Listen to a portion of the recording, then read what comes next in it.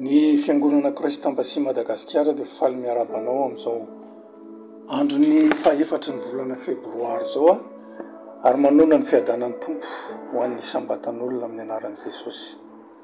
Ny rapsody amin'ny famarinana orenesika androany dia mitondra ny lohahevitra hoe ny famonjena no manome anao hery ahatohitra ny ota. Ny tenin'Andriamanitra amin'ny Loka 2:7 dia milaza hoe amin'ny anaran'i Jesosy hanome ny olony ny fahalalam-pamonjena amin'ny famelana ny helony. Ao amin'ny Loka 2:5-7 dia mahita isika fanambarana mahery vaika momba ny famonjena. Izao ny voalaza ao: ary ianao ry zaza dia atao hoe mpaminany ny avindrindra, fa ialoha eo anatrehan'ny tompo ianao anambara ny lalany, hanome ny olony ny fahalalam-pamonjena amin'ny famelana ny helony. Ny zavatra voalohany momba ny famonjena dia ny famelana na ny fanesorana ny ota. Tena zava-dehibe zany satria raha tsy misy izany fahatakarana izany dia maro no miaina fiainana tsy ahitana taratra ny fiovana marina entin'ny famonjena. Ao amin'ny asan'ny apôstôly 7:5-9 ny apôstôly Petera dia miresaka tamin'ny fiangonana Jiosy, mampatsiahy azy ireo ny fampanantenan'Andriamanitra tamin'ny razana. Nambarany fa zanaky ny mpaminany sy ny fanekena natao tamin'ny razana izy ireo. Nanazava toy izao Petera: Andriamanitra rehefa nanangana an'i Jesosy zanany dia naniraka azy ho aminareo voalohany, amin'ny fialanareo rehetra, amin'ny faharatsianareo isambatan'olona. Ity andininy ity dia manambara lafin-javatra lehibe iray hafa amin'ny famonjena, ny fitahiana ialana amin'ny fahotana.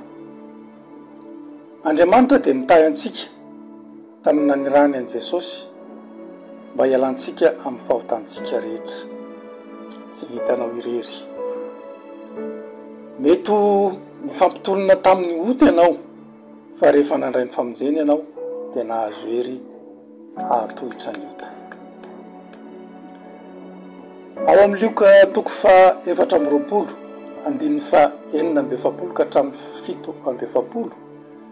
Jesosy dia manambara mazava fa ny fibebahana sy ny famelan-keloka dia hotoriana amin'ny anarany any amin'ny firenena rehetra manomboka any Jerosalema.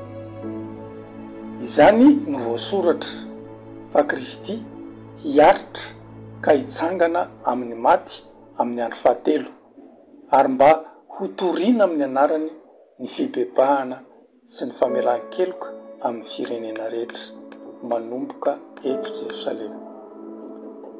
Azonao amin'izay ankehitriny ny antsoantsony Paoly tao amin'ny asan'ny apôstôly 2:7-7 hoe: ary aoka ho fantatrareo rahalahy fa izany lehilahy izany no hitoriana ny famelan-keloka aminareo, ary ao aminy no anamarinana izay rehetra mino ho afaka amin'ny eloka rehetra izay tsy azo nanamarinana anareo tamin'ny lalàn'i Mosesy.